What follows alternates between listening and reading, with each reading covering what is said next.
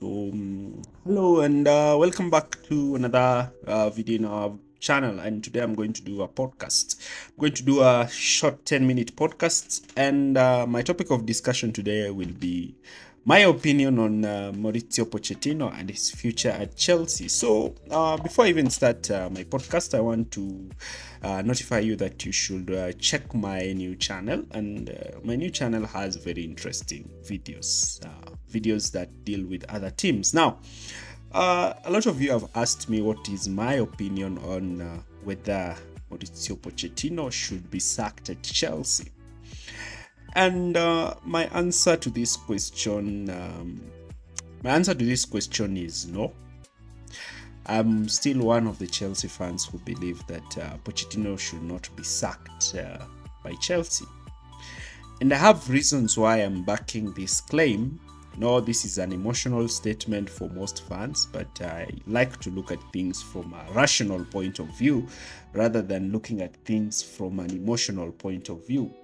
And applying rationality to this discussion, my first aim is to look at Chelsea's position last season. So Chelsea last season managed to finish the league at position 12. And I think that has been the worst season that Chelsea have ever had, with Chelsea even failing to meet 50 points. Now, when I look at the situation at Chelsea, a lot of people might just be looking at this situation from the manager's point of view, because fans have always been conditioned that when things go wrong at the club, that it is the manager's fault. So looking at Pochettino just came in July, and it's currently January. It's just 6 months.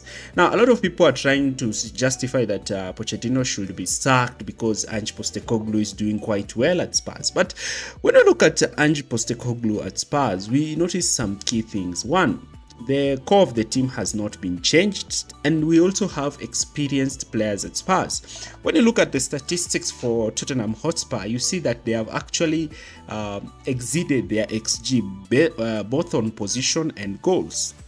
This is because of individual brilliance from players such as Heung-min Son and players such as James Maddison and Kulusevski. So these are players, especially Son. Son is a prolific goal scorer in the Premier League. Now let's come to Chelsea. Chelsea leads the chart with the most missed chances. And when I look at some games this season that I believe that we should have won, I look at the game against Bournemouth, which I believe we should have won comfortably, 2-0 or 3-0. The game against Nottingham Forest at home, the game against Aston Villa at home, and the game against there's also another draw that we had earlier on the season. So there's some of the games that I believe like we should have had around 12 points better than we have in the Premier League, meaning that we should have been around 40. We are currently around 40 points, so we should be comfortably in the top 4. But yes, I agree with you that the performances of late have not been quite great, especially the performance relating to how the team plays, how the team tries to open up lower blocks. But the issue with the lower blocks is something that I think Chelsea have been facing for a very, very long time, even before Maurizio Pochettino came in. And the lower block issue, I've talked about it, and I've shared why Chelsea struggle, and I've explained this as a result of either slow movement of the ball. And when you compare Chelsea with teams such as Manchester City, which play this kind of high possession, high pressing football, as well as Liverpool, there's fluidity in the attack, there's constant rotation in the attack, there's players using individual brilliance and skills in the final third. But when you look at Chelsea, do you find players who are actually well equipped to break lower blocks? That should be the question. Now, this does not take fault from Maurizio Pochettino based on some of the decisions that he has made that a lot of fans are angry at. So the first decision that I'm talking about is the left back position. Earlier on in the season, he insisted in playing Colwill at left back and playing Ben Chilwell as at left wing. So I get your point on that. I understand, and that is his fault. He played a player out of position. I don't believe Colwill is great playing as a left back, and these are some of the few tactical problems that Pochettino has done, playing Enzo Fernandez as a number 10. There are some tactical problems that Pochettino has made, and him being a manager is prone to make these tactical errors. And you see, the problem is you are able to see the wrongs that a manager has done when the team is not performing well. But you see, every manager makes a wrong decision. If Guardiola, who plays with 4 centre backs at Manchester City, all of a sudden Manchester City, the results are going down, people will start questioning, Manchester City do not have a left back. Why didn't the club sign a left back? We don't have a left back at Manchester City. You see, but Guardiola is getting results because his rest defense is able to withstand the pressure and keep clean sheets, while his attack is able to score goals. The same case now is happening to Mikel Arteta, since now the fans are coming at Mikel Arteta and actually questioning him whether he's the right person to take Arsenal forward.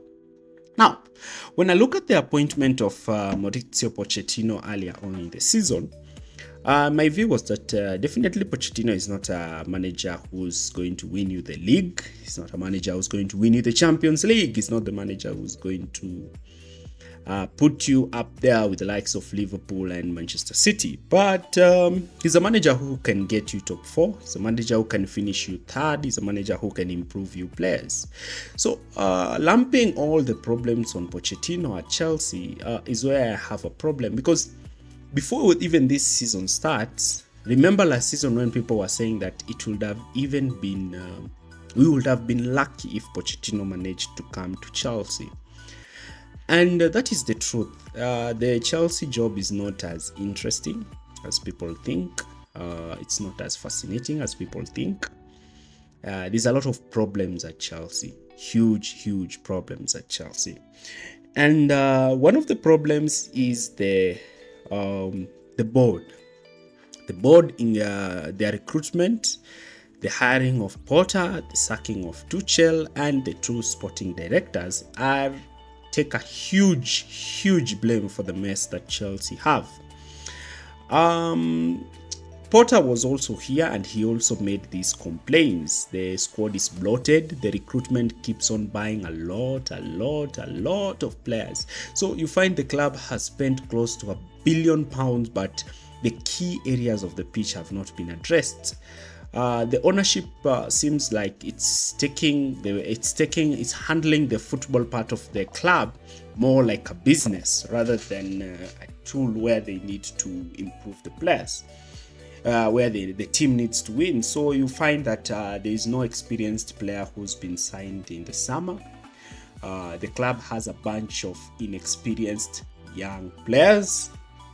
And with inexperienced players, what you expect is inconsistency. So even if you give Guardiola the team to manage and it's full of inexperienced players such as Rico Lewis, Phil Foden, Alvarez, and you lack key figures such as Ruben Diaz, Rodri, Kyle Walker, De Bruyne, Bernardo Silva, what you're still going to get at Manchester City is a lot of inconsistency. So when we hammer at Pochettino, what do we want Pochettino to do? Pochettino can set up the team. But you see also, we have a lot of inexperienced players. Another thing that I need to address with you fans is player power. You know, a lot of you want player power not to thrive at Cobham. But a lot of you are enabling the monster called player power, because when we start to question the manager, when things go wrong, we are constantly saying it's the manager's fault. We are cultivating the animal called player power. And soon, rather than later, Chelsea will find themselves even in a bigger mess the way Manchester United are, where players can just decide to down tools on a manager and get rid of him. So my view on Mauricio Pochettino is not currently with the current results that the club is having. but rather a futuristic experience and a futuristic view of how I want the club to run. My opinion is that I understand we have a lot of inexperience in the team.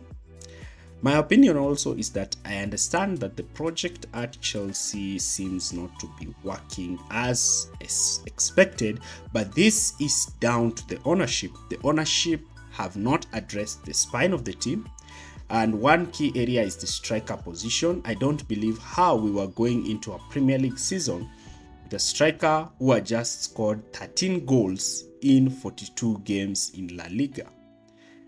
And this is not a Mauricio Pochettino problem, but the recruitment problem.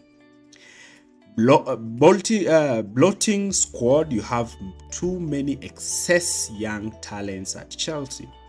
And this is a problem because now we have to comply with the financial fair play, but the on-pitch results for this team are not looking great. So, it is easy to go at Mauricio Pochettino because I know a lot of fans do dislike him because of his history at Spurs. But I will give Mauricio Pochettino time. I will give him throughout his contract, the 2 years in his contract. And I will make players understand that this is the man who's supposed to take Chelsea to the next level. He has a proven track record in the Premier League of doing that, and I will support him in that. I ask you a question here, my dear listener. Would Pep Guardiola win titles at Manchester City with Armando Broja and Nicolas Jackson as his strikers? Will Pep Guardiola challenge for the Champions League and the treble with Caicedo and Enzo as his midfield pivot? Will Pep Guardiola win the Premier League when his 2 starting fullbacks are always injured and one of his key attackers, Christopher Nkunku, is also injured? This is a question that I ask you. I do not want to take away the experience that you have for the manager, but you have to look at things from a more futuristic point of view. That's why, in my opinion, Mauricio Pochettino should stay. I know it's controversial. Leave your comments down below, and thanks for watching. See you again.